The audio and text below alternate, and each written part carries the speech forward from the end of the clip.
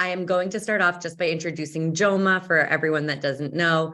JOMA stands for Jewish Orthodox Women in Medicine Association, and it is a wonderful organization for Jewish Orthodox women all over the world, and coming together on all different fronts, including clinical, but also supportive networking, managing, getting through pre-med and medical school, residency, fellowship, and beyond, and just overall a really wonderful organization. My name is Gail Gutman. I am one of the co-chairs of the JOMA Teen Health Committee, and our mission is to spread up-to-date education regarding teen health to our community as well as to our clinicians, and that's part of what I'm striving to do here today.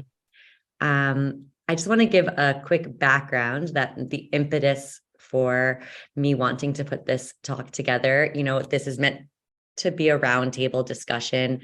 We have an amazing panel here of people that work with kids and are involved in this area of pediatric obesity. And we also have Miriam, Pascal, Cohen of the Overtime Cook, who maybe isn't as clinically involved with kids, but who has her own take on this topic. And I'm really, really glad that she's here to help share the voices of the panelists here today.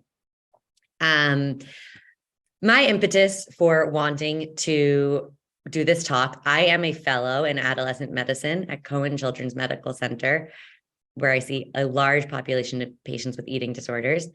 And last year, some of you may know that we did a 2-part series webinar on body image in teenagers, which was extremely well received. And I am continue to be and still am, really very passionate about wanting to spread and educate our patients, our pediatric patients, with body positivity and in a body positive light. However, I actually did my residency in the inner city at Jacobi Medical Center in the Bronx, where we had a large population of patients struggling with obesity. And I saw a different side of it than what I'm seeing now. There was a lot of patients with elevated A1C levels, high blood pressure, hyperlipidemia. And so something that I am really, really interested in is how to manage both addressing obesity in the pediatric population, but also addressing the fact that we're also having a complete surge in eating disorders. And more than that, we're having a complete surge of just body dysmorphia, body dissatisfaction in our youth. And I really, really wanted to have this discussion publicly so that we can all kind of get ideas and understand what all the different vantage points are. I want to say that this is a controversial topic, and I recognize that. And this is a tense topic, and it is a deeply personal topic for a lot of people. And I recognize that. And that's part of what makes this so important, but it's also part of what makes this talk challenging. And so I'm really excited to have a productive conversation. And I also recognize that there might be ups and downs, and I welcome that. Before I let everybody else introduce themselves, I do just want to do a little housekeeping. You will see that this is a webinar format, so I don't think that you have access to the chat, but you do have the Q&A. So please, please, please feel free to use the Q&A, and we will be manning that and addressing that. Thank you so much. And with that, I'm going to hand off to Dr. Berkovich to introduce herself. Thank you, Gail. Hi, everyone. Good evening. My name is Jennie Berkovich. I'm a general pediatrician, and I'm the director of education for JOMA. I work in telehealth as well as in person. I work for a large practice with many offices across the country, and I work primarily in person in Florida and Texas.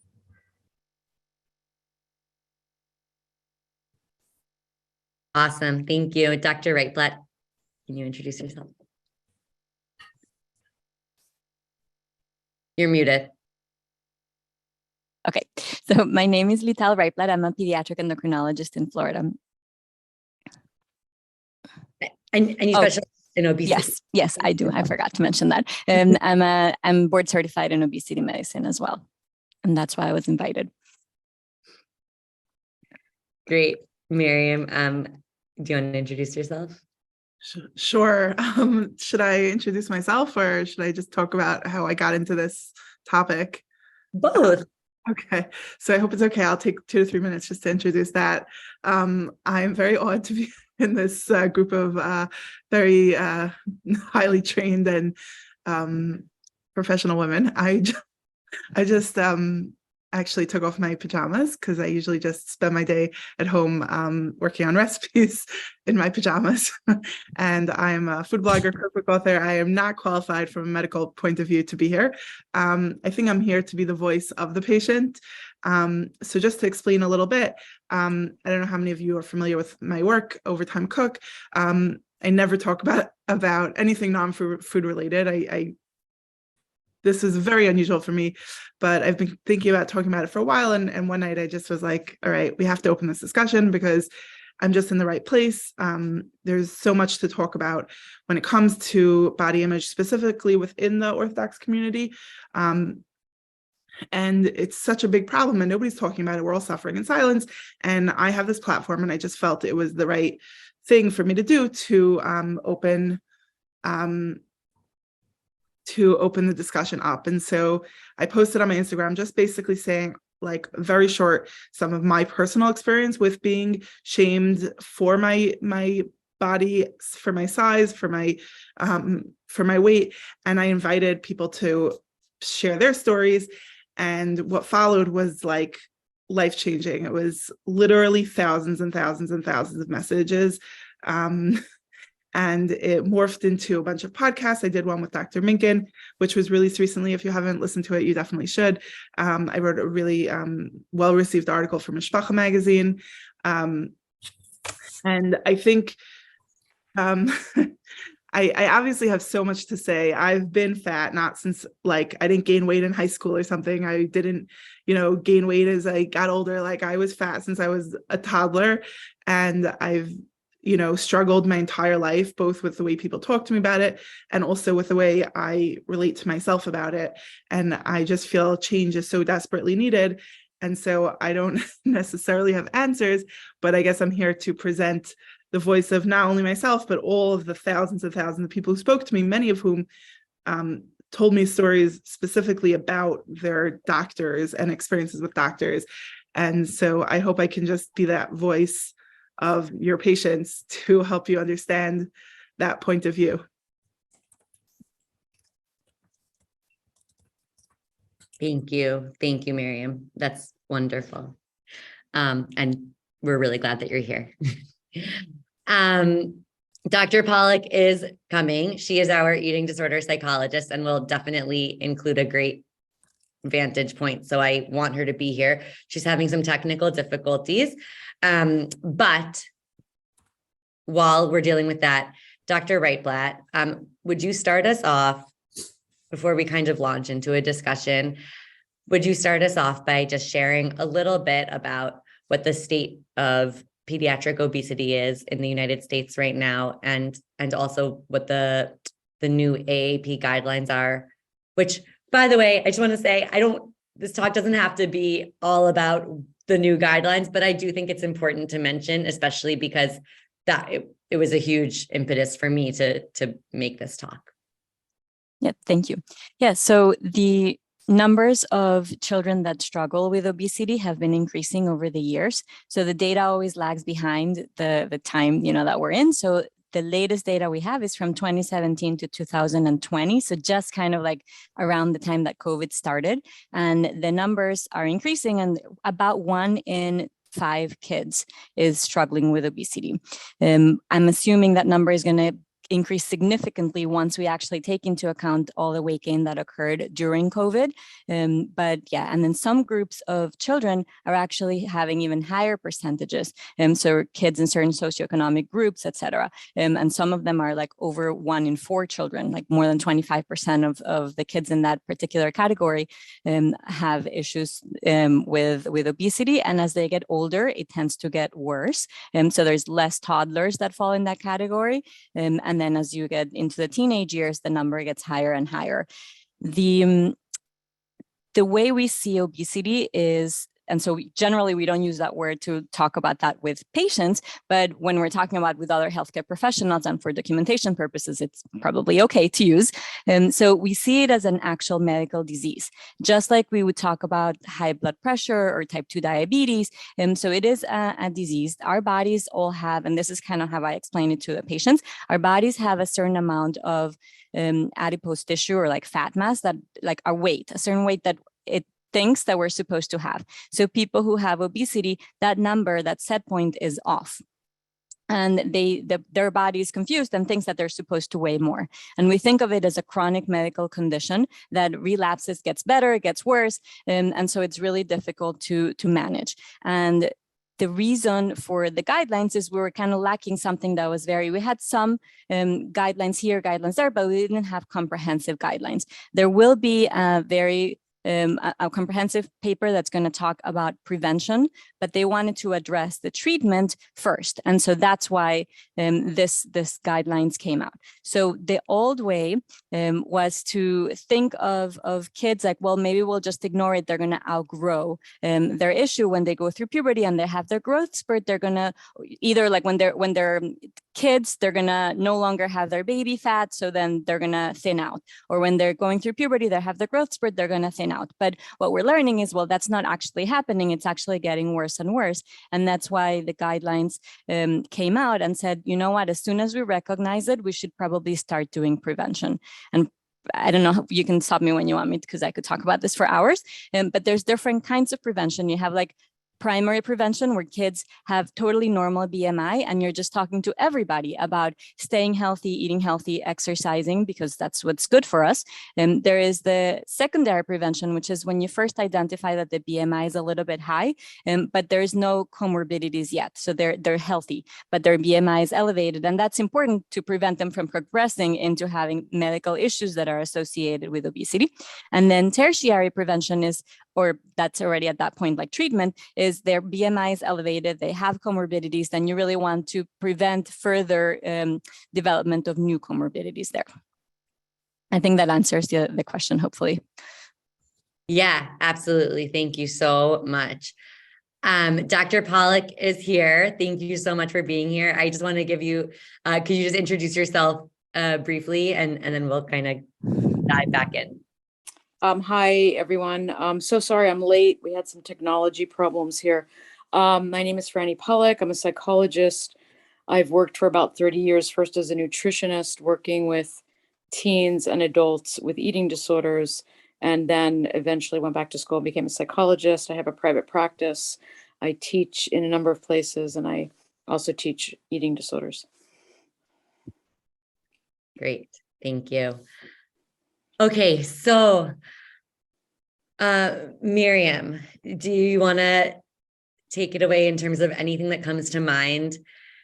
There's so many things that we could say. I want to say first, because I don't know how many of you have seen the stories that I shared and everything I shared about this. A lot of people had the impression from that I am very anti-diet. I had a lot of people pushing me very strongly to post about the anti-diet movement and intuitive eating and all of that. And the truth is, I hesitate to post any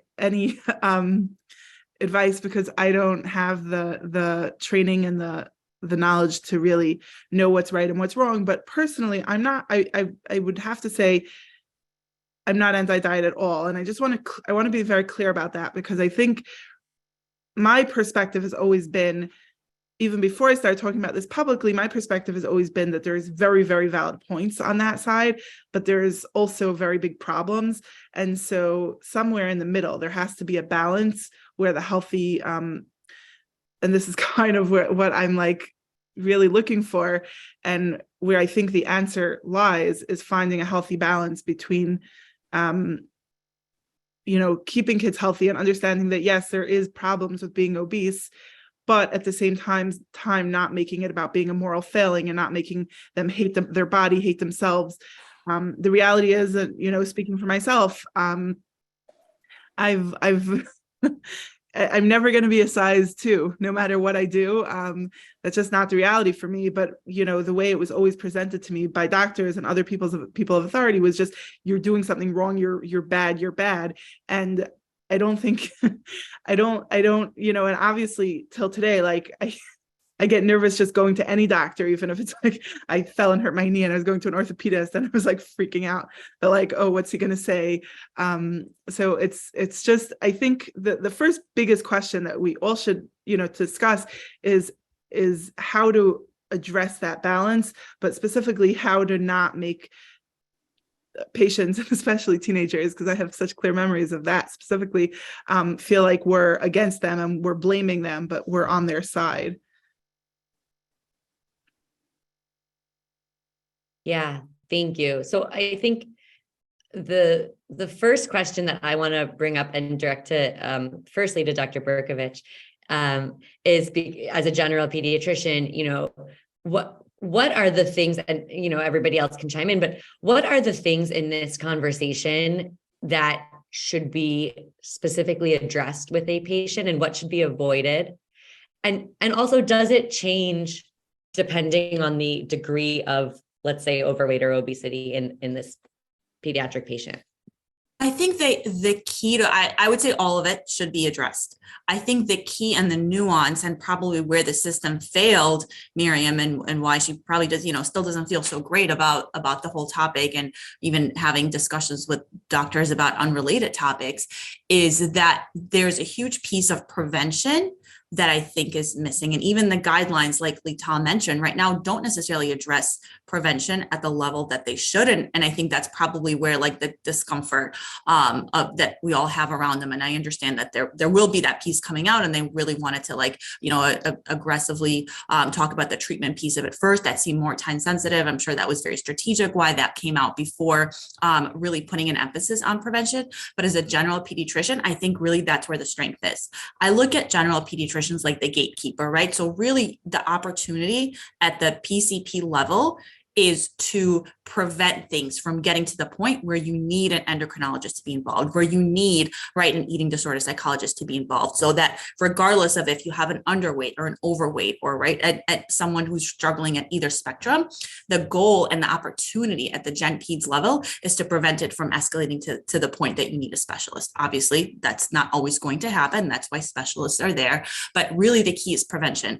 And PCPs have a unique opportunity to have these discussions, because in a perfect medical home, perfect PCP model, you have a relationship with the patient. So ideally, right, this is somebody that you've been taking care of for many, many years, and you have a relationship with the family and the kid. So you know exactly how to have this conversation, and it's going to be very nuanced. There may be kids or families that you need to be very direct, and that's exactly how they need to hear it. And you need to just lay out, write a plan for them and bring them back in 4 weeks. And you're going to have very detailed goals for them. And there may be more sensitive people or more sensitive families that there's certain things that really will make them very upset and will be counterproductive to discuss. And that's a more nuanced and subtle conversation. So I don't think it's a one size fits all answer. And I probably think that's where the failure of the system is currently, is that we unfortunately don't always have that opportunity to have a discussion with patients. We don't always have that perfect relationship. There's a shortage of PCPs. So who you're seeing today as your that your child is seeing for a well visit is not who they're going to be seeing next year for a well visit. And so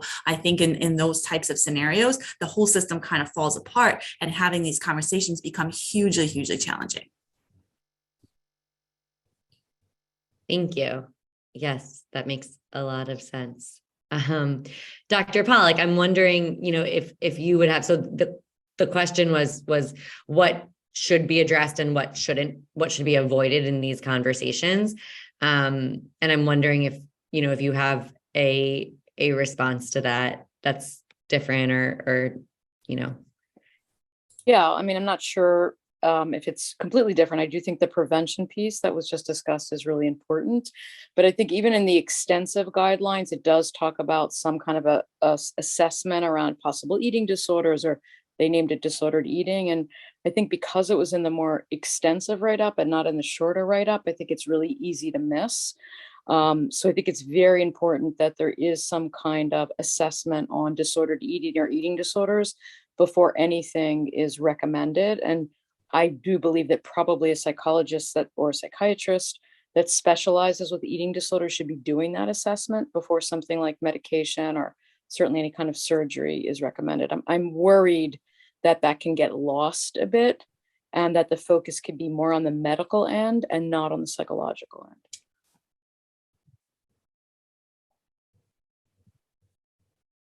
So anybody who, feel free to chime in. I'm just kind of directing the conversation in the silences. But, the thing that comes up for me in the next, the thing that comes up for me in the next question, is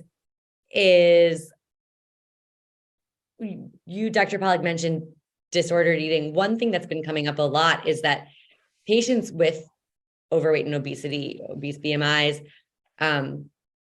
do seem to be like, I've heard it, I've seen it quoted, are more at risk for disordered eating or for eating disorders. And I'm wondering if that rings true to all of you, and also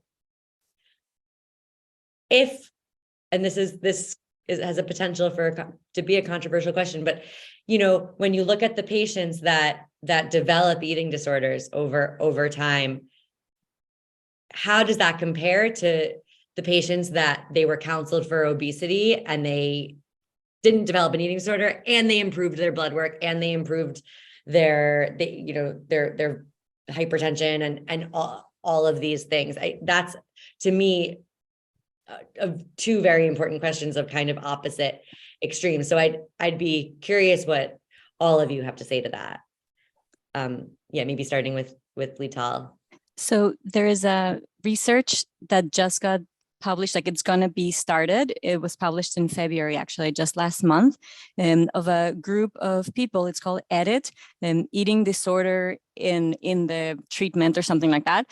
So they're looking at, because we know that the majority of people, if they're going to be under supervised like medical care or under the care of a mental health professional or a dietitian, they're actually going to have reduced risk of an eating disorder. But there's always a small proportion of kids that do not, that fail and actually do go on to develop an eating disorder. So they're actually going to be doing like longitudinal studies, and they're going to be looking to see what is the difference between the kids who move on to develop that and the ones who do not. So we're going to have hopefully some really important data, and then that can actually make, like, it would change how we practice, so that if we find that person that is going to be at risk, then we can treat that person differently versus the ones that we know that are going to do well, and then with the traditional method, and then we can treat them regularly.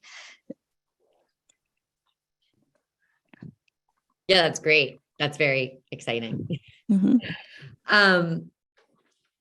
Miriam, if it's not putting you on the spot too much, I mean, I'm wondering what your take is on that, because it's a very tricky thing, to say, oh, we want to prevent eating disorders in everyone, right? But how do we do that which population is most vulnerable to it? So a couple of things that come to mind. One thing that comes to mind, and I guess this is really where like Dr. Pollock, comes in. I guess, obviously, I wasn't a teenager for quite a while, but I've heard it from current teens who are struggling with this, with doctors not believing them in what they claim to be eating. And I can't speak for them. I don't know what's going on with them, but I know I had doctors claiming, like telling my mother she's clearly hiding food, and I wasn't. And I've heard from teens or other people who had it more recently than I did, where doctors just simply didn't believe them. And I guess that's a very big question that I have is how do you obviously people lie to doctors, that's well established, but how do you balance that? Because when the doctor says they don't believe you, I could tell you, for me, it really just makes me be like, what's the point then? Like, I'm trying my best and you're not believing me. Why try my best? So that's one thing that comes, I mean, I guess answer that first and then we can go from there. I guess, how do you balance that, and how do you? No, sorry. I was just going to say, one thing about that I think, I mean, I feel, and I'm sure that you guys, everybody can kind of relate to, I think that there, as a physician, there's a real, like, sometimes it feels like there's a cognitive dissonance, right? Of like, you're asking your patient something to get a history and like something isn't adding up. And I think it really is like easy to fall into this trap of like, oh, maybe they're just not telling the truth. Especially with teenagers, right? And that's like, unfortunately, I think I almost like a prejudice that we have even from training. When you have teenagers, and particularly teenage girls, when they tell you anything, there is a level of skepticism. I'm not suggesting this is valid, but I think we have this ingrained even from training, that there's a level of skepticism with how they report pain, right? We know that we, right, as an entity, sometimes undertreat pain, specifically in this population with teenage girls. There's a level of skepticism with what they tell us they're doing in terms of their risky behaviors and things like that. If they tell us they're not sexually active, there's a level of skepticism that maybe they're not telling us the truth. And so I could definitely see that translating into what they're eating and what they're not eating and how they're moving their body, and whether or not you believe that. But I think that is an opportunity as a PCP to rely on that relationship that you've developed. So again, in a perfect medical home PCP, this is a pediatrician that I've known for my whole life type of model.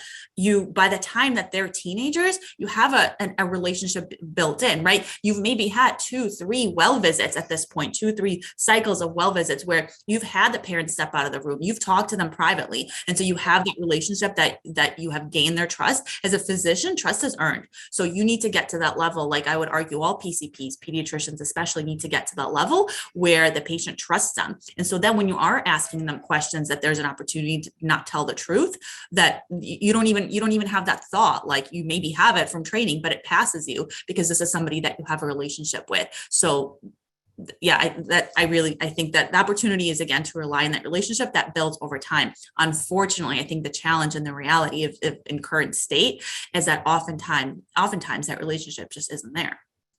Right. Would you agree that the bias, is that the right word to use, is worse when the person is overweight?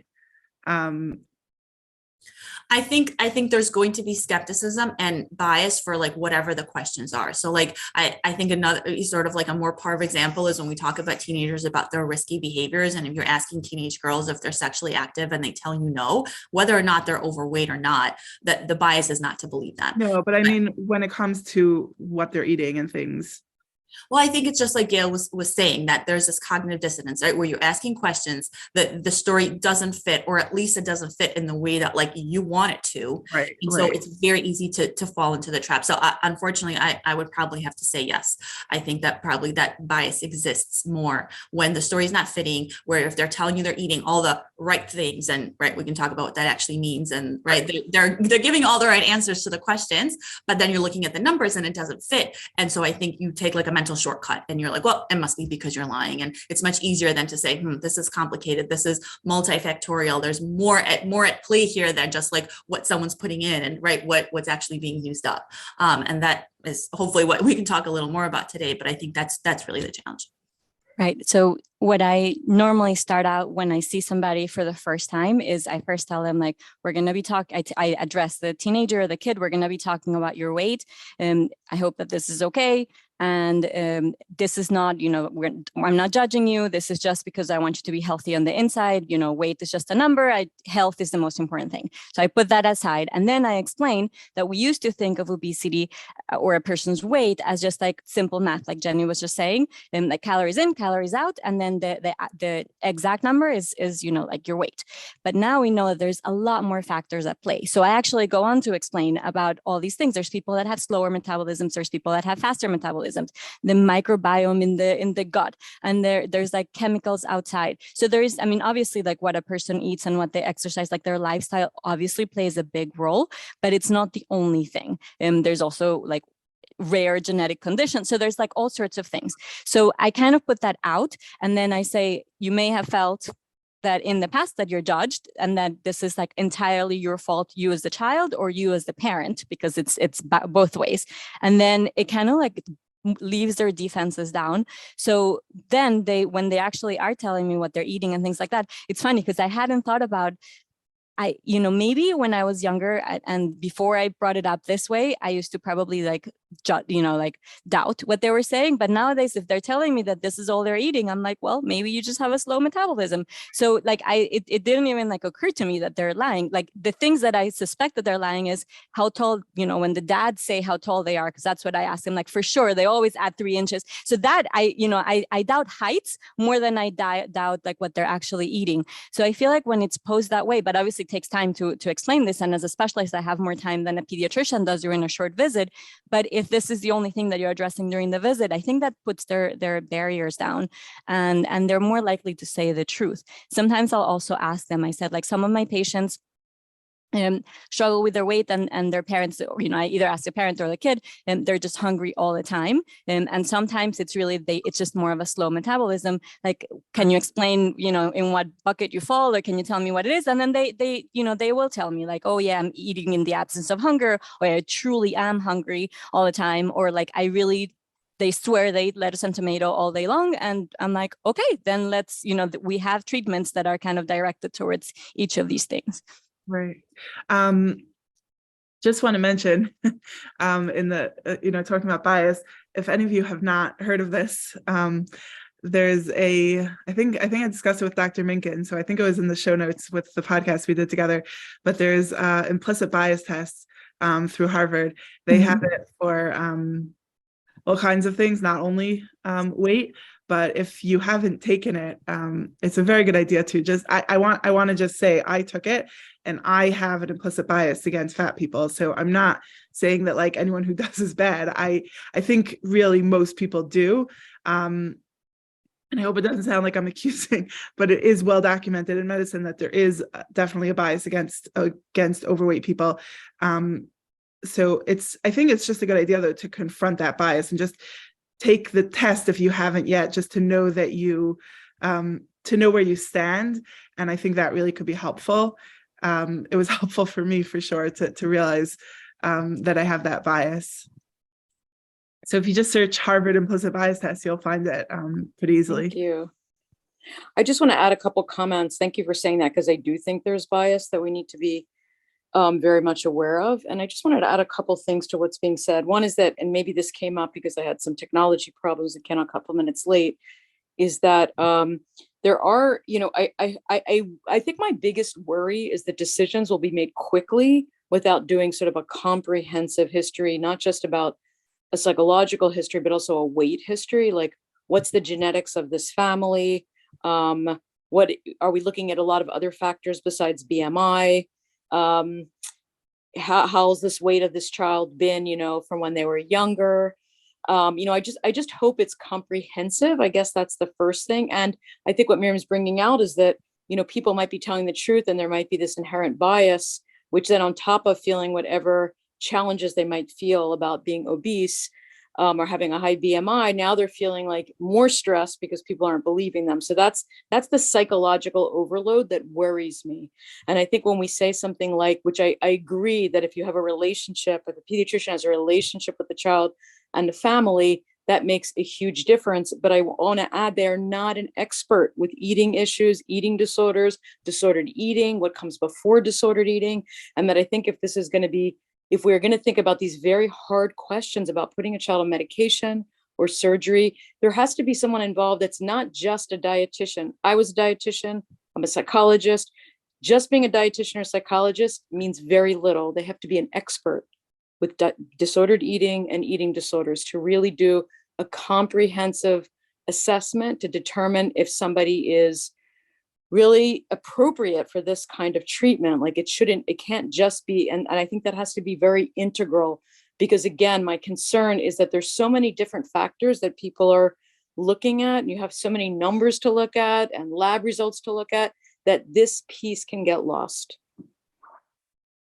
I want to address one of the comments in the Q&A. Hannah Spellman asked about the bias, which we're discussing. And I think that Dr. Reitblat, did I say your name right? Yes.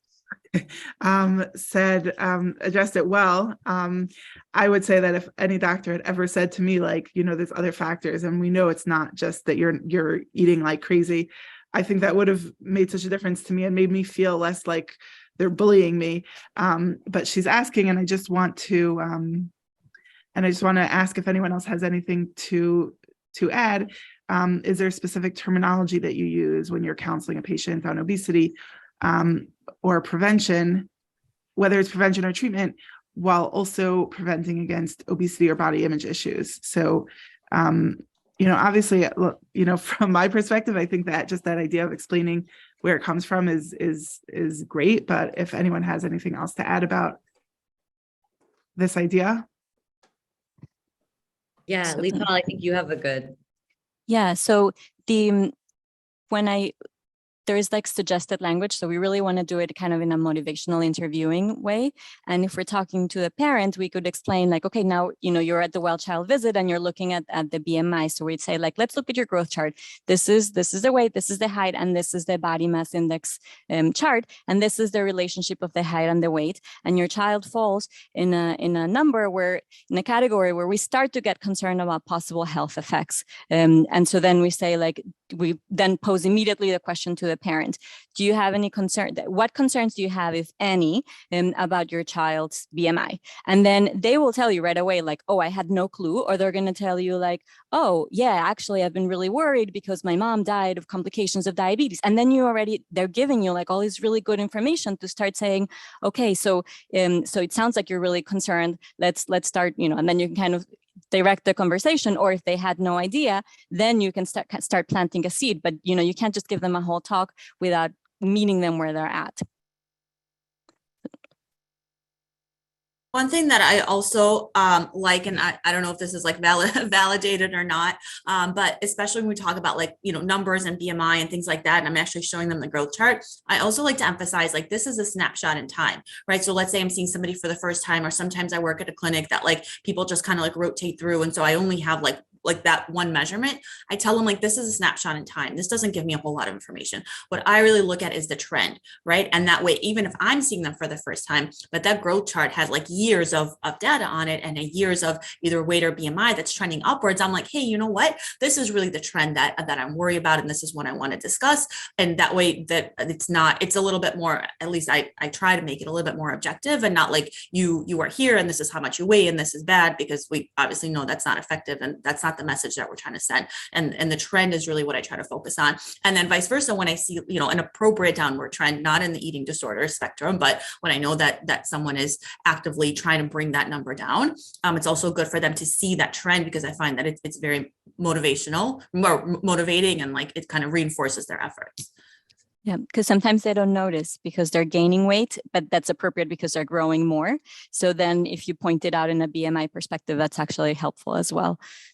So that's a big question that I have, and that Dr. Marcy Bernstein just posted in the Q&A that I think we'll kind of address. One question I have is, Lital, when you are looking at, like, let's say a growth curve, if someone has stayed, let's say, like 95th, exactly at 95th percentile BMI since childhood, is that something that like you think should be addressed and should be, assuming there's like everything else is healthy, or are we really talking about kids that are going up on the chart that are clearly exhibiting like, not, that are clearly like they're not staying on a curve? So I think that, because we haven't brought it up earlier in this talk, BMI is not the end all be all. Right. And it's like used as a surrogate marker for body adiposity, but it's not necessarily. And so muscle is heavier than adipose tissue is. So you could have somebody that's a bodybuilder and falls in the obesity category. So we also have to look at the child. Do they look healthy, et cetera? Because if they're really just muscular, have a heavy frame, then I'm probably not going to mention it. I might say something like, we're looking at the BMI. This is where it falls for what it's worth. I don't think this is a problem. And then we'll leave it at that. Like, I kind of like warn them. Some other people might say that your child has obesity, but I'm not really worried. But when the kids do start having that exponential growth, those are the ones that we really want to address more burgently. Got it. Okay, and then I just want to make sure that we fully answered that question from Dr. Bernstein, saying, I'm a pediatrician with 40 years of experience. We discuss exercise and eating beginning in infancy. My concern about the new aggressive AAP guidelines are for mildly overweight. So I think that kind of addresses that maybe we're not addressing. And then the next question is, which I know Lital and Jennie, you might have some thoughts. There are the guidelines are really like recommending resources and like dietitians and resources that I think a lot of general pediatricians don't necessarily know where to have access to. So Lital, do you have any recommendations for that? So I was talking to the dietitians that are in our practice, and because we are building a multidisciplinary program, but that's not, obviously there's only so much of us, and then there's a lot larger need. And so our dietitians had recommended that pediatricians hook up with the resources that are there. So in terms of either the health department or like parks and recreation, et cetera, for like exercise component and screening if there's food insecurity, because that's often combined with people who have overweight or obesity. So kind of addressing that part with food banks, et cetera. And then also they gave me a website, which if I can figure out how to use the chat box, but let me pull it up. So it's how to find the nutrition. So it's find the nutrition expert. So it's eatright.org. And then it says find the nutrition expert. So you can actually look it up by zip code, and then whether it's in person or telehealth, and then there's specialties. So you could say pediatrics or weight management, insurance, and languages. So let me see if I can copy how do I go back to Zoom? Okay. I don't know where to put it, so I'm going to post it. And then if that was the one just for the panelists, then maybe somebody can put it in the. And we can actually send out like a post-session email. Yeah. So that's at least some way of trying to, even if you don't have all the ideal resources, of trying to hook them up to hopefully some of the right people. And it's not going to be as good as having an integrated program, but at least it's something. Right. I will say that the resource that I think I struggle with the most is time. I think every single pediatrician read those guidelines and went, that's nice, but when am I going to do this? Right. Mm-hmm. So the example I always give, and this actually just usually I give it like a standard example, but this actually happened to me just a few weeks ago. I was seeing a child for asthma, and we know there's like, weight is not like a moot point where we talk about asthmatics that like, when they're heavier, that we know they have poor health outcomes. And we were talking about his asthma that was very poorly managed aside from the weight piece. And I was like, okay, now talk about the weight. And it wasn't happening. I was running late. There was like 10 kids waiting to be seen. He had a very poorly controlled asthma. So I kind of had to prioritize. And finally, we got in a good plan. Like we had the action plan ready. I'm walking out the door, literally have my hand on the door. And the parent goes, and doctor, what about his weight? And I was like, oh man, it felt like a total failure because like I should have addressed it. And I felt like a total failure because at this point, like I couldn't. That's a whole separate conversation. And what I was worried about is probably what Miriam experienced often, is someone just being like, oh yeah, his fat needs to lose weight, and like walk out the door. And that is super, super counterproductive, is not the answer, and isn't going to accomplish what I want. And so the biggest, I think, challenge for me reading those guidelines isn't the fact that they're overly aggressive, isn't the fact that they're recommending resources that I maybe wouldn't know how to get to without doing some research. It's the fact that I have at best 10 minutes to do a comprehensive well visit, which for a teenager is really impossible because there's so many things you really need to cover from a preventative health standpoint and from an anticipatory guidance standpoint. And sometimes I just have to prioritize. And oftentimes that means that I'm not going to have that nice, nuanced, wholesome, like careful discussion about obesity that really the guidelines say I should be having. If it's okay, I have a whole nother discussion to bring up. that I heard from so many people.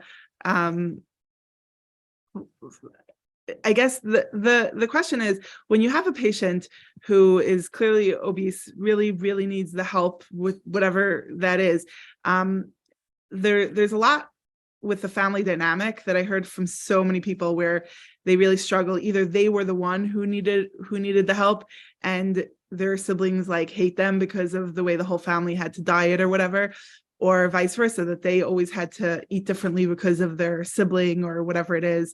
So I was wondering if any of you had any advice or thoughts about how to handle the family dynamics when you have one patient who really is obese and the rest of the family is not. That's So a wonderful question.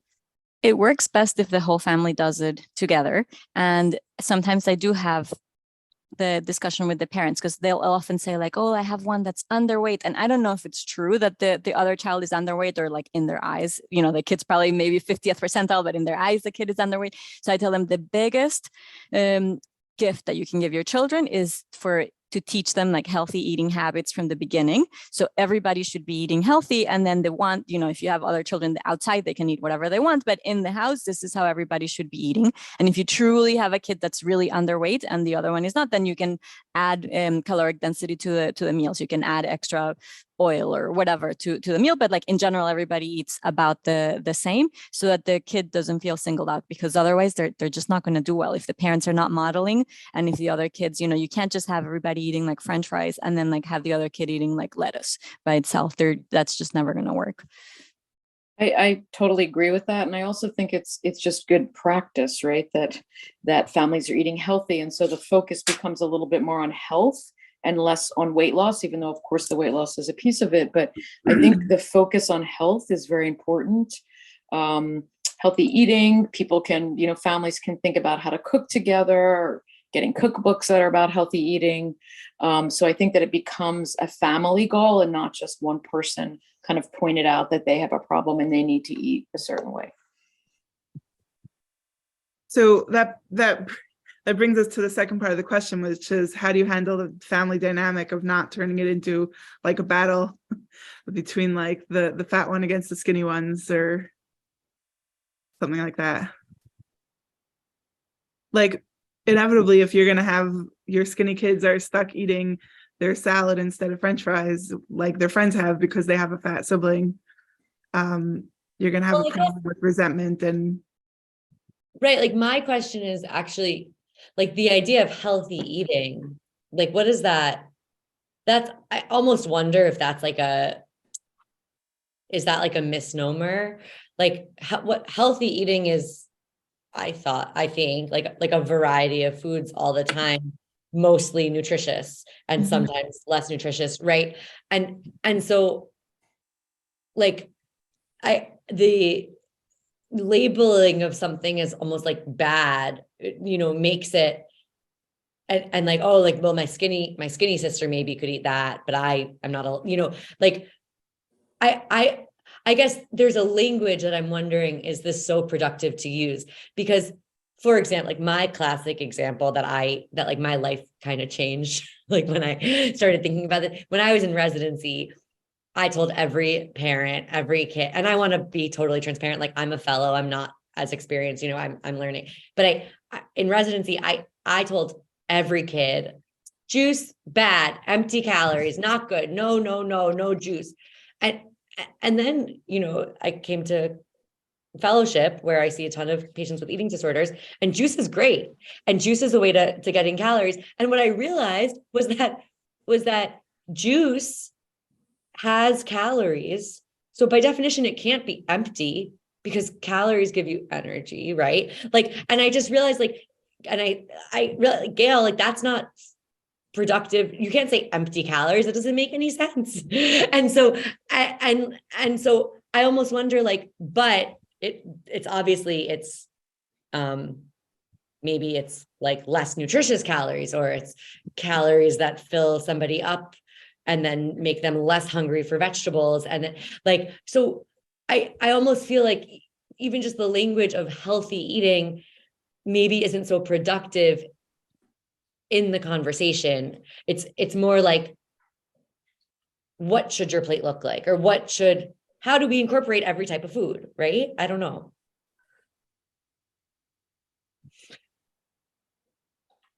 I definitely think the word healthy when it comes to food is a very, very loaded word nowadays.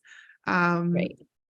There's definitely a lot of people in the anti-diet body positivity movement who will say that, moralizing food is very dangerous. And I guess I don't really. It's also not accurate, right? It's dangerous, and like Gail was pointing out, it's not accurate. I agree. I think we should start getting away from like good, like food is like good or bad, right? Even I was talking to a registered dietitian recently, and he was like, I would even avoid using the word junk food, right? Because that also, right, objectively sounds like it's bad. And so I think if you kind of talk about things in a more parv way and just kind of, right, there's processed and like whatever highly palatable food, and maybe we should like balance that out with more like, right, plant-based and whole food and things like that. That's all sort of like a varied part of your diet.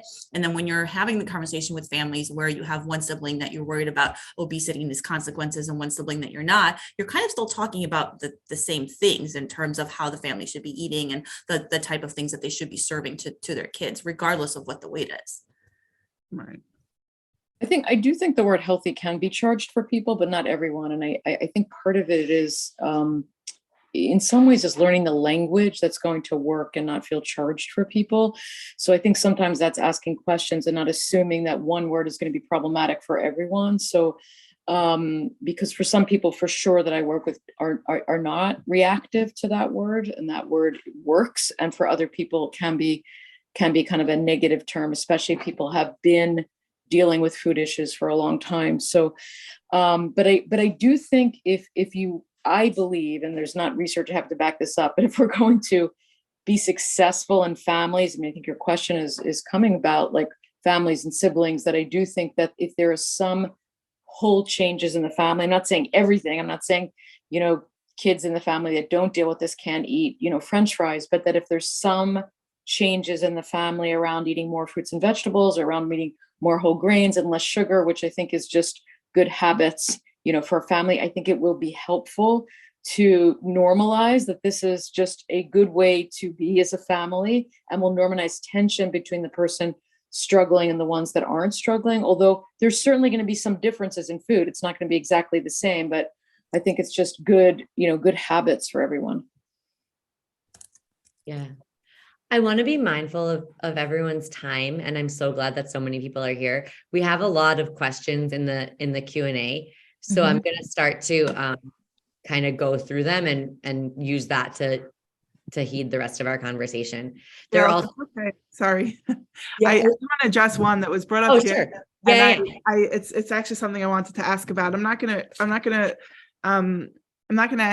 ask it quite the way she worded it, but we discussed before about if we believe patients and if there's a bias. But I think there's another question that really should be brought up, which is if there's a patient who isn't eating well, patient who's overweight and who needs to work on the way they eat and the exercise and all that, and they're not doing what you think they need to be doing, how do you counsel them on that without making it feel like you're blaming them and you're telling them they're bad or they're causing all their problems?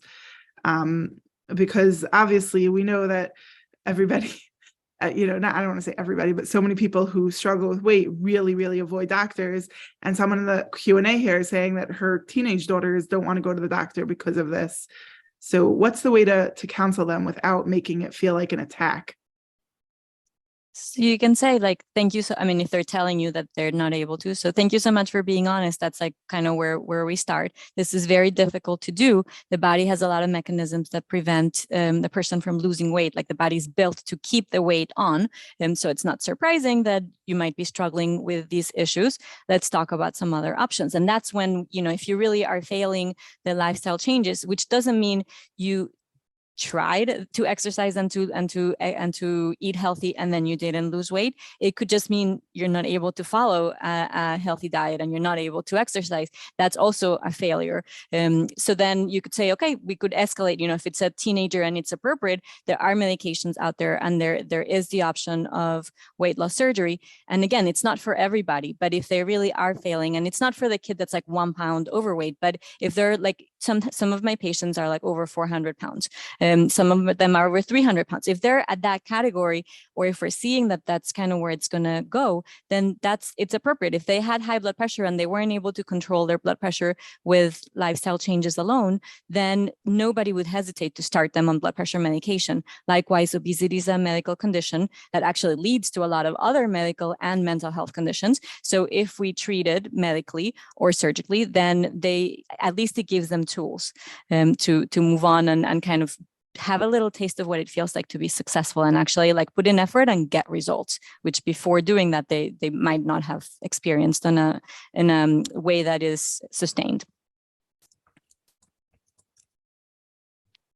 So I guess, that's a big, because when we discuss, bringing up medication, bringing up weight loss surgery, I think to a lot of us, that comes off as really quite extreme and quite like aggressive and a little bit like, whoa. But then when you say, oh, well, it's like, for the 400 pounds, 12-year-old, whatever it is, like maybe it feels, that to me feels a little bit more like, oh, okay, like maybe I can get on board with that. And I guess my question would be, for one, is that the case? Like, is that how people in the obesity world are treating this, that this is really for the really extreme cases of obesity, that we're taking what we're calling extreme measures? And then my question for Frani would be, is that okay? Or is it still not okay? Yeah, I mean, I guess, yeah, I mean, 400 pounds feels like we really do need medical intervention. And, it's wonderful that there are people and endocrinologists that can really assess that and do something. I do think that that's very serious. But at least if I read the guidelines well, it seems like it's more like 85% BMI, 85, which is not necessarily somebody 400 pounds, 85 to 95%. So I think that there's some recommendations, or at least considering medication or more with people that are not necessarily 400 pounds. So, but that are overweight, so that's what concerns me is, it does concern me. And I think the question was more of like, let's say you have somebody that really is eating, let's say, I don't know, a lot of junk food, let's call it junk food for ease, or a lot of high fat food. For me, it was, they absolutely, before anything's considered, should be seeing somebody who's not a regular dietitian. There are dietitians that specialize with only eating disorders. I will never send one of my clients to a regular dietitian. I'd only send them to somebody that specializes with eating disorder or disordered eating, or somebody who's eating, let's say, a lot of high fat foods that is having trouble staying on some kind of, I'm hesitant to use the word diet, some kind of food plan that's, more conducive for some weight loss. So if that's not happening, I'd want to send them to a specialist to work on that before I would consider medication or surgery. That I'm not talking about the person 400 pounds. I'm talking about the person with an 85%, BMI, or, someone that's overweight, or maybe on obese, but like sort of on the lower end of the numbers. That's what worries me, is that there's going to be more, medication's so easy, it's so quick, and it doesn't necessarily deal with any of the psychological issues that might be underlying what's going on with eating. So the guidelines say that if 85th to 95th percentile if they have a severe comorbidity, but otherwise then it should be 95th percentile or above. But I think most of us are not using it. I mean, maybe if I have a family that's like crazy, like asking for it, maybe I would consider it. But in general, in the pediatric population, we're using it for like the very extreme, and the people who have really failed, who have really worked. Like we usually try the lifestyle changes directed by either a dietitian or like medically supervised. And then if that doesn't work, then that's when we move on to medication. But in general, we're not offering it to just the run of the mill, like 86th percentile kid that's otherwise healthy. So going back to the original question though, so we went straight to like the 400 pound kid who's probably, here I'm with my bias, but probably eating very, very poorly. But what about a kid who, again, I don't have medical knowledge, so maybe this makes no sense, but what about a kid who's eating basically like other kids who don't eat well, but just doesn't have the, like I don't have kids yet, so I'm just like everybody's aunt, and I have like a box of candies in my pantry, and the kids come over, they take one, and I look at some of the kids who are like always dying to come over for candy, and I think to myself, like, if this was a kid who was chubby, everybody would look at it instead of like, oh, that's so cute, like, oh, this kid has a real problem. And I guess what I'm asking is, what about those kids who are sort of in between? They're not eating super healthy, but they're also kind of eating like their, friends at school who are eating potato chips at recess and candy for whatever party, or, but that's not enough. I'm not sure I understand the question. I guess I'm saying, is there what about a kid who's somewhere in between? They're not eating super healthy, but they're not also going crazy, like binging. They're just eating like a regular kid. So But the second, that's okay for intervention. That's still, I think there's still opportunity for intervention. But if I understand correctly, at least in terms of what the new guidelines are recommending in terms of initiating medication, it's very strategic and it's a stepwise approach. So unless you have, like Lital was saying, either a BMI that falls between a certain percentile, in addition to comorbidities, right, blood pressure, diabetes, etc., then that's the child that you're describing, Miriam. There's a role for intervention, right? That's somebody that we need to sort of do a lot of discovery on how is the family approaching meal times, right? How's the family approaching movement? Where's the opportunity to sort of move the needle on that? So I would still, my answer would be that child probably would benefit from a visit, at least to start off with their pediatrician, to discuss all of their options. Right. I guess. Sorry. So because someone asked in another one of the questions is like, how would I have wanted my doctors to speak to me? And I hope I'm not like going too much over this, but the question is, how do you address that patient who's not, necessarily following a very careful diet, but they're just eating like all their friends and it's just not working for them? And how do you address them without making them feel like you're failing because you're eating what all your friends are eating? And how do you make them feel like you're not attacking them and telling them that they're making really bad choices, but rather you're working with them and you're on their team? So I for sure wouldn't use any of those words like failure, right, and bad food and all of that. And I also really, really strongly believe in either a team-based approach or even like shared decision making, right? That's like a big thing, right? I think in medicine, but for sure in pediatrics, like shared decision making, where you as the doctor talk with probably the family, depending on the age of the child, with the parents, and you guys come up with a plan together. And I think as early as possible, this was one of the other questions, is like, at what age do you like involve the child in the conversation?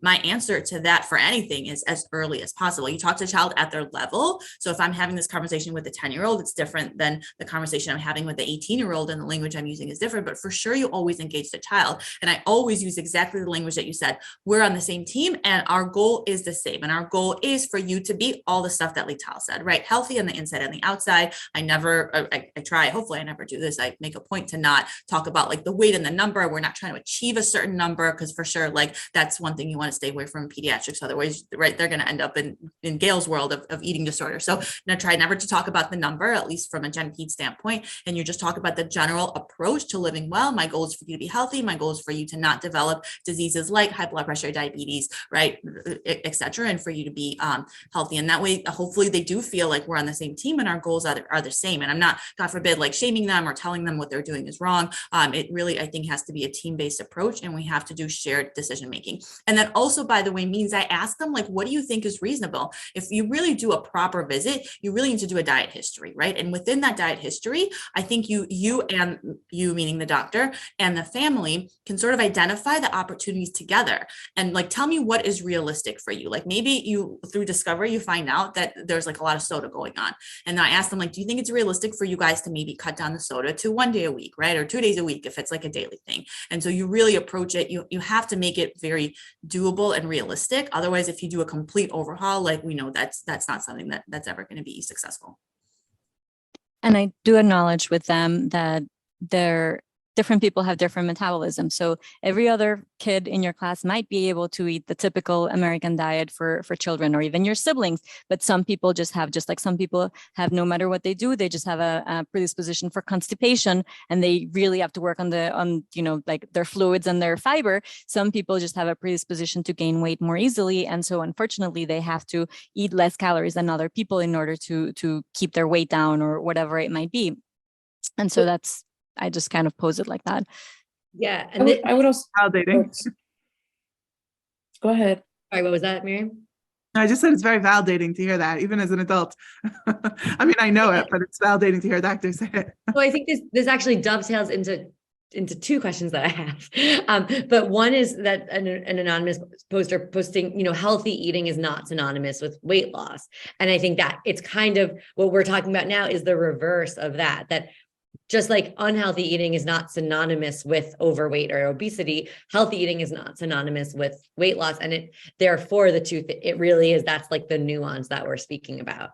Right. And even like exercise is not like that great at losing weight, but it's really good at keeping you healthy. And that's why we recommend it. So in the same way, like even if they're not losing any weight, but they're doing the right things and they're putting good food into their body, that's already preventing disease. And that's kind of where we're going with. So the number I don't care about. That's even like not up to them. But what's up to them is their behaviors that they're having and what they're eating, how much are they exercising. And that's at the end of the day, what's measurable and what we can actually like strive for.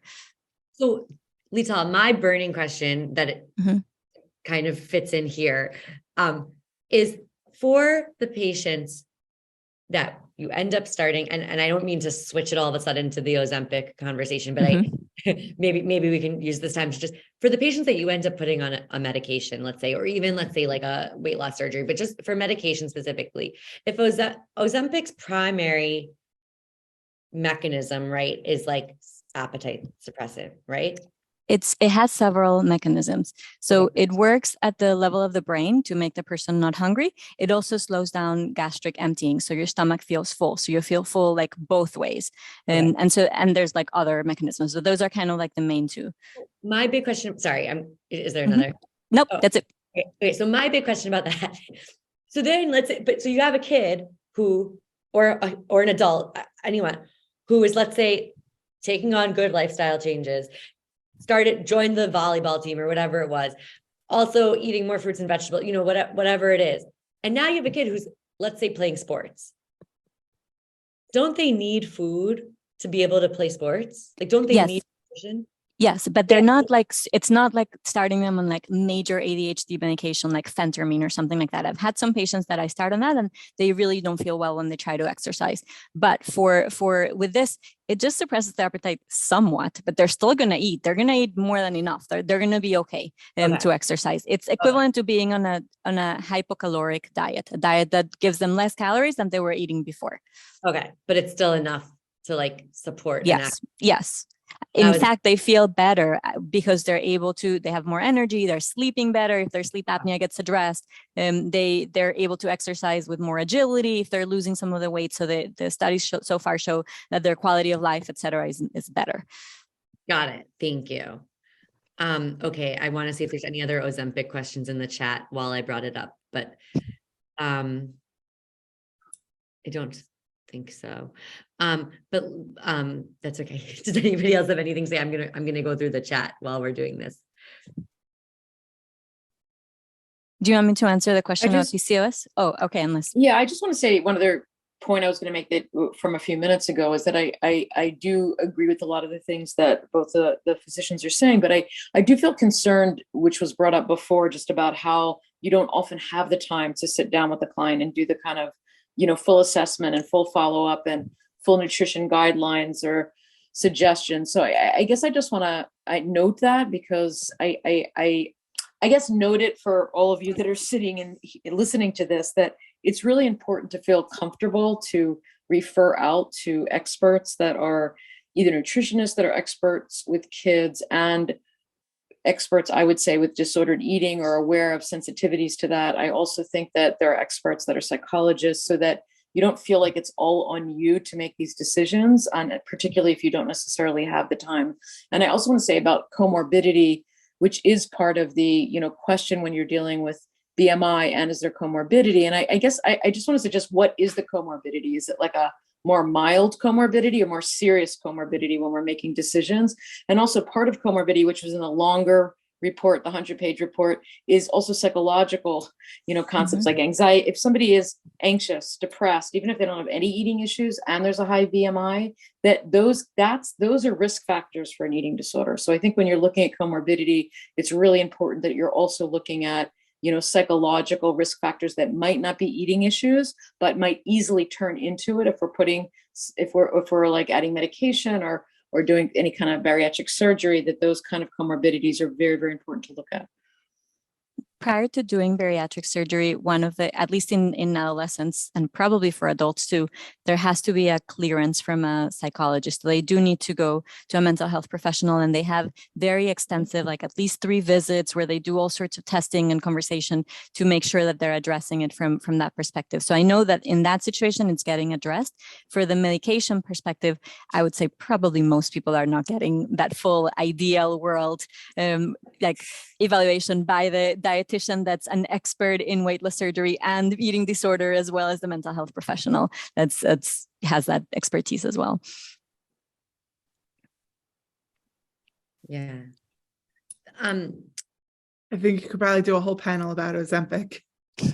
Yeah. So just to kind of wrap up a couple of the Ozempic questions. First, one person did just ask what age and situation do you recommend starting meds? I think, and what meds are safe for teens?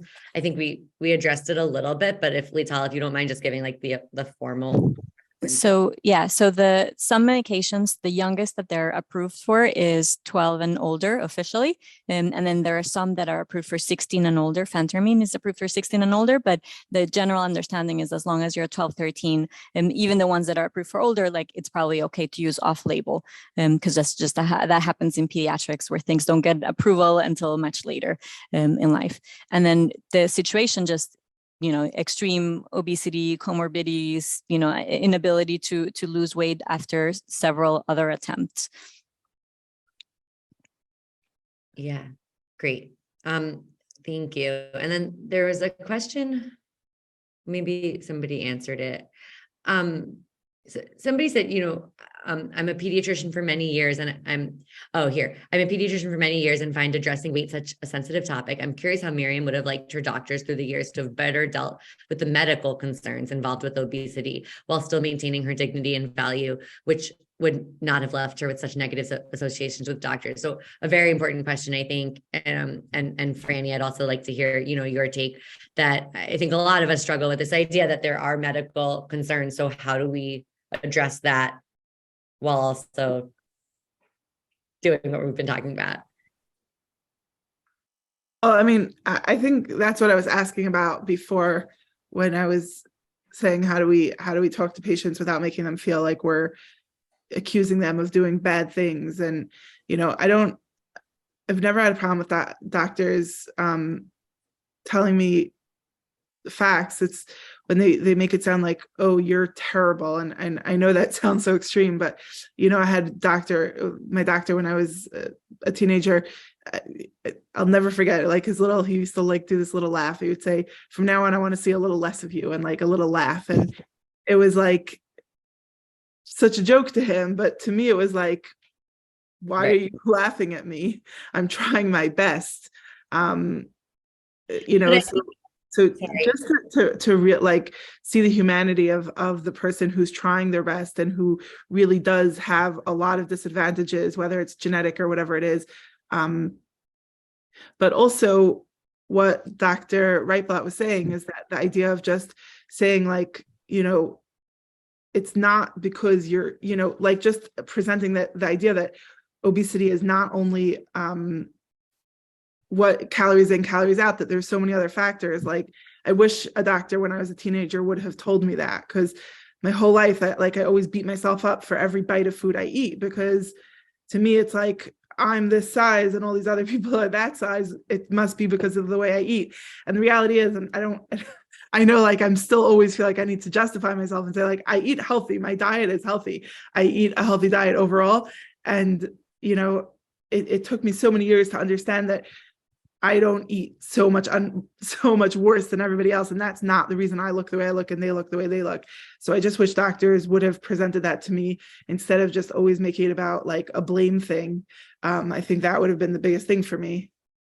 But thank you. I think that specifically though, like, how does a doctor bring up, your blood pressure is high, and the thing that would fix that would be weight loss, like a medical concern, or we did you're at risk, you have a blood sugar level that shows that you have diabetes. The thing that you need to do to most like clearly address this is lose weight. Like how that, I think that's kind of the question that listener was trying to get at. Do you have any ideas on that, or Frani, do you, or anybody? Well, I want to hear what Miriam says more about what she wished she would have heard with that specific question. But first of all, I think it's very important that parents are involved. Parents are the people buying food, cooking food, and they're also often saying something to their child. And sometimes there's a lot of negative messages about you need to lose weight, or it's really important. So I think that's parents need to be involved in how to talk to their child. It's not only the pediatrician, it's the parent. But like, let's assume that somebody has weight concerns. They're in between that 85th and 95th, but I think you have to evaluate the other medical issues. I would say, in my opinion, which might not be believed by everybody, if they're more minor, I don't know if I would do a lot actually when parents come to me. I'd say, because a lot of times I think there's something about age and self-esteem that are really significant. So someone 20 years old that might be between the 85th and 95th percentile, but that's feeling really good about themselves, but they're older and they have a lot of, different skills, are more able to say, hey, this is an age right now where I think I'm ready to take on some work on my food. Whereas if you ask a 12-year-old, they might not be able to. If it's more serious, comorbidity, medical issues, then I do think you can make some, important recommendations. But I still think we want to help parents say positive things about their child's body, help a child feel good about their body. I mean, I often tell parents, like, see if you can get a child into some kind of physical activity that they enjoy, that they're not forced to do. Help people have body appreciation, body positive. I mean, that's so important. That goes along with any kind of food changes that might be happening.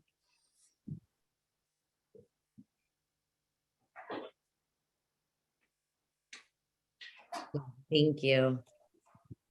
So just in the last, few minutes here, there are two kind of more medically questions. One is there any new data on PCOS and obesity? Or is it still a chicken or egg discussion?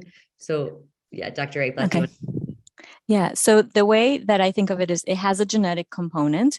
So there are people that are just predisposed to it. And so there are people who are lean who have polycystic ovarian syndrome. And then there are people who have overweight or obesity who also have polycystic ovarian syndrome. Polycystic ovarian syndrome, one of the things that makes it worse, or that even like causes a little bit of it, is insulin resistance, which tends to get worse with as people gain weight. So I think in a big part, if you take away the genetic component, obesity does cause polycystic ovarian syndrome. Polycystic ovarian syndrome causes insulin resistance. It doesn't necessarily mean it causes weight gain. So I think it's more obesity causing PCOS than the other way around, recognizing that there is lean PCOS. So it's not always, because those people just have a stronger genetic component. Got it. Thank you. Here's a really great question from someone saying, I understand that intuitive eating is not a way to lose weight, but it is recommended for people who have a bad relationship with food and a terrible history with dieting.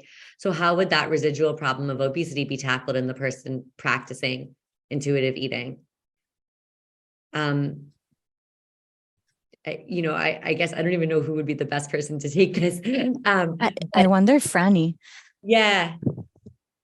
Yeah, I mean, I think if people, if I heard the first part correctly, have a lot of challenges with food, let's say they have disordered eating, even if they don't have an eating disorder quite, I do think intuitive eating, I think we could think about it as a stepwise approach. That intuitive eating, I've worked with patients that have disordered eating or some binge eating disorder. And so I do think intuitive eating is often in most eating disorder centers with obviously there's some loose structure, is super helpful to get from the disordered eating or eating disorder to a healthier place or a more mindful place with food. And then that might be stage one. And then if there are, if they're still 95% or higher in BMI, then maybe that's the time where people could start thinking about, possibly medication or something else. But I do think if you jump to that too quickly, it could really create a more serious eating disorder. So I like to think about it in a stage approach, step approach. Rather.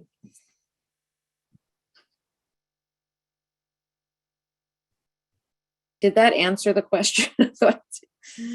Yeah, I just wonder also if they were to deal with the eating part with the intuitive eating, and that's not necessarily going to cause weight loss, if they were to exercise more, if they were to, instead of taking calories out, if they were to burn more calories, would that actually, because that's usually easier to add than to restrict, if that would help a little bit with the weight loss?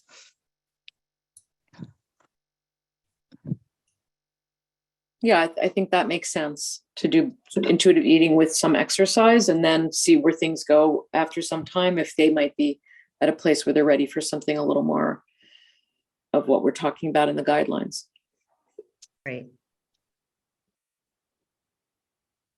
And then there's another question. What are the recommendations with the younger child and certain hereditary issues that cause weight gain? So they, even if they maintain their weight, or even if the rate of weight gain slows down, that's already considered a success. So we don't necessarily need to see them losing, like 5 pounds a week, nothing crazy like that. So as long as they're losing like even like a pound a month, like that's considered like, whoa, that's like fast weight loss for them, because really we just want them to grow into their weight. And then the hereditary conditions. Yes.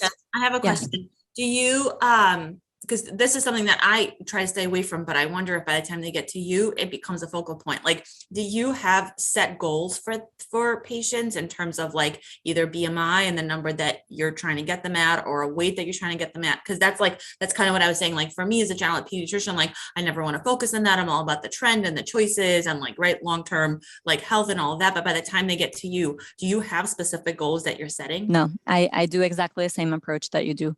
I just tell them like, even if you stay the same weight, then you don't lose anything. Like weight maintenance is better than what was happening before, improvement in BMI. So yeah, and they often ask like, how much weight do I want to lose? So sometimes we'll tell them, if you lose like 7% of your weight over a long period of time, let's say like over 6 months or something like that, then that's metabolically the body feels a relief. And so it's known to reduce some of the complications and comorbidities. So that's kind of like a long term, but I'm like, but it doesn't matter. You're a growing child and it doesn't, so it's fine. Like, don't worry about the number, because your body composition might change. You might have more muscle mass, which is heavier. So I try to have them not focus on the numbers. I try to have them focus on the behaviors. Yeah. And, so somebody posted, I don't know if you were, what I was getting at is that I don't believe, and I don't know what this was in response to, but what I was getting at is that I don't believe that lowering weight in itself should be our endpoint with obese teens and kids. We are trying to create healthy eating habits for a future of good health. Yet even in this discussion, it is all about weight. I completely agree. So it's a very interesting kind of self-aware point that I agree, but so what in this discussion, it's all about weight because we're here on this discussion about obesity, but in general, at what point does this conversation become kind of like not the point? Or at what, I guess, what am I trying?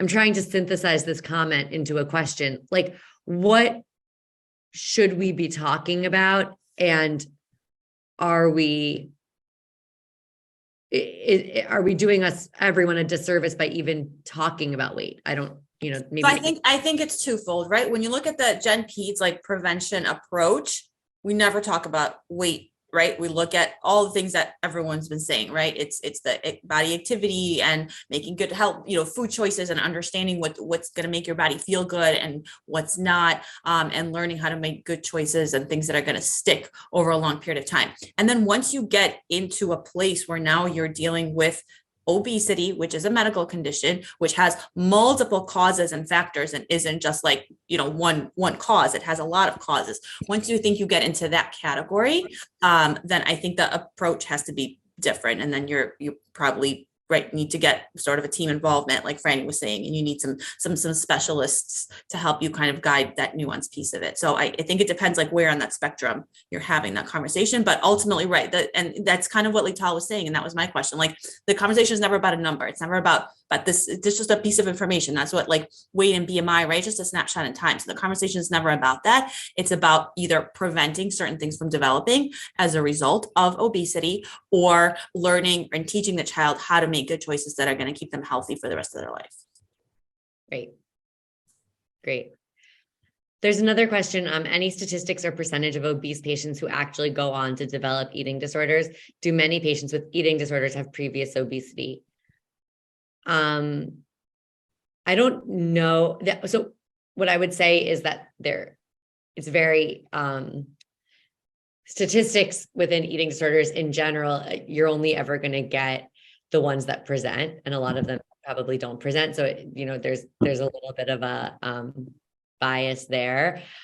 I don't know the answer. Does anybody know any statistics on how many obese patients develop eating disorders? I do have a little bit of an answer to the second question. Do you know the first? I don't know the statistics, so I don't want to quote it, but I think those of us working with eating disorders often feel like people that have had weight challenges or sensitivities are more vulnerable. And I'm pretty sure there is some research on that, on eating disorders. And that often we see people that, someone was a little, let's just say, overweight. And some parents or relatives said, you probably should lose some weight. And that sometimes can trigger with some, an eating issue. So I think how it's talked about is very sensitive for people who might be overweight, and certainly for people that might be obese. Yeah. So my research and fellowship is related a lot to this, to like the qualities and characteristics of patients with eating disorders, presenting particularly like in the pandemic world as compared to previously. And I'm about halfway done with my chart review. So I have like 200 more charts to review. But what I will say, I had perceived it to be a much higher percentage than it actually is of like what we call atypical anorexia compared to anorexia nervosa. So the patients that went from overweight to less overweight, I perceived it to be that would be a higher ratio. It's not as high as I thought that it was going to be so far. I'm only about halfway through, but it does seem to me that the majority of eating disorders in adolescence continues to be anorexia nervosa, that they were never overweight by the number, to begin with. Obviously, does that mean that they hadn't been subject to being told things that might have triggered eating disorders? I don't know, but this is totally not published yet, and I don't have all the data on it, but it's what I'm finding so far. Having said that, one of the things that I always try to balance in this conversation is like how many patients, a lot of patients, a very classic story that patients were overweight and then they were told to lose weight and then they developed an eating disorder. Of those patients, would they have developed the eating disorder anyway is always a big question. And I think one of the big things about eating disorders is we really don't know what causes it, at least as far as I'm concerned. At least as far as I know. So I do want to be conscious of, you want to kind of think about what's triggering the eating disorder, but also recognize it's so multifactorial. I don't know if you disagree with that or what your thoughts are on that, Frani. I think there are a number of reasons that seem to contribute to eating disorders. Remember, anorexia is really a very small percentage compared to bulimia, binge eating disorders, and atypical eating disorders. So there's a lot of eating disorders. And then there's disordered eating, which is not quite an eating disorder, but people that are, have a lot of disordered eating. So I think Yeah, and there are a number of reasons that might contribute to eating disorders. Factors like low self-esteem, genetics, how your mother talked about her body. I mean, there's a number of 10 different factors that can contribute. But you're right, there's not like one clear factor that might be related to it.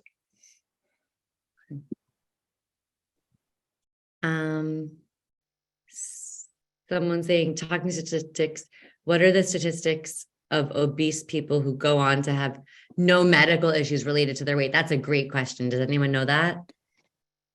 So the numbers vary by age. So the younger you are, the higher that number.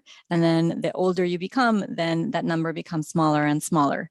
So that's kind of as far as a number as I'll give. And that's why the American Academy of Pediatric guidelines recommend, even if you're healthy at this point, in order to keep yourself from staying healthy as you get older, we want to kind of bring it to the attention of families and kind of do something so that you continue being healthy.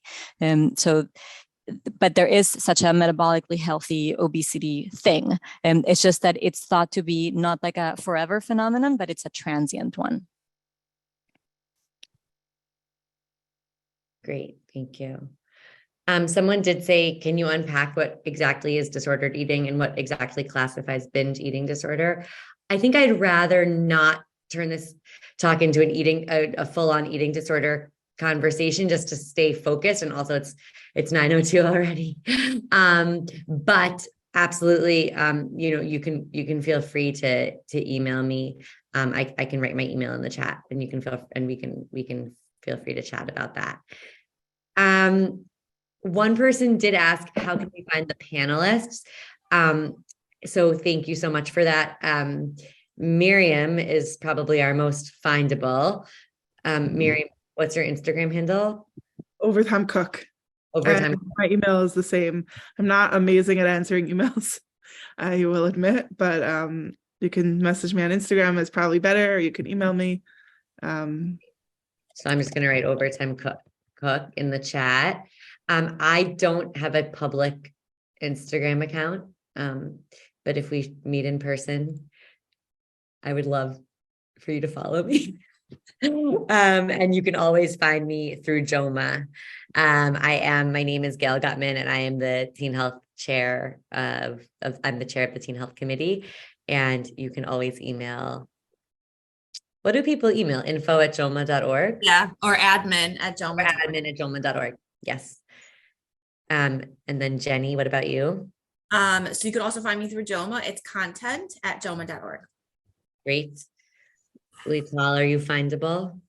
So I don't have any social media right now, but I don't know if you want to email me. So what are people using their work emails? Is that kind of what I should? I just gave my Gmail, but you can do whatever you want. Okay, so my Gmail is my first name and my last name. So Lital Reitblat, all together, @gmail.com. Great. Frani, are you findable? And no pressure to be findable. Yeah, no, you could just write me at my email, which is Frani, SP, spelled FRANISP @yahoo.com. Great.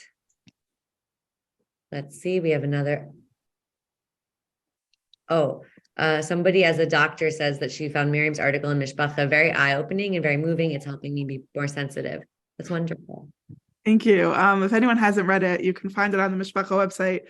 If you just search my name, Miriam Pascal, you should find it pretty easily. You can read it. It should give you a good insight. That I was trying to be that voice, but it definitely, it's not my story. It's literally thousands of people's stories, and it should give you a good insight into what the patient is experiencing when you speak with them, and how you might not realize that what you're saying can be perceived as very tough, but what you probably don't realize is how much your comments are just one piece of it, and they're hearing it from their parents and their teachers and their grandparents and their friends and their principals. And when you're just one of the pieces of the puzzle that is telling them, and maybe your intentions are better than everybody else's, or you have a very specific goal in mind, but when there's so many pieces of the puzzle telling people, telling the person like how bad they are for not being skinny, which I know that's not what we're talking about here, but that's the message that people get. They can perceive your message, which may be really intended to be productive and kind and thoughtful, in a different way, just in the light of everything they hear. So if you haven't read the article, you can read it there. You can also, I shared the stories that I shared screenshots of a couple hundred stories that people had sent to me, and those are on my highlights on my Instagram page. They're called Let's Do Better and Let's Do Better Too. So if you didn't see my original stories, you can see them there. And again, just to get an understanding of where your patient is coming from, that your comment may be fine, but in the grand scheme of everything that they're experiencing, it's much harder to take it in a kind of friendly way, even if that's how you intend it. Great. Thank you everyone so much for being here. I'm so honored to be a part of this, and I really appreciate everyone being here. Thank you. Thank you for having me. Yeah. Good night. Thanks. Good night, guys.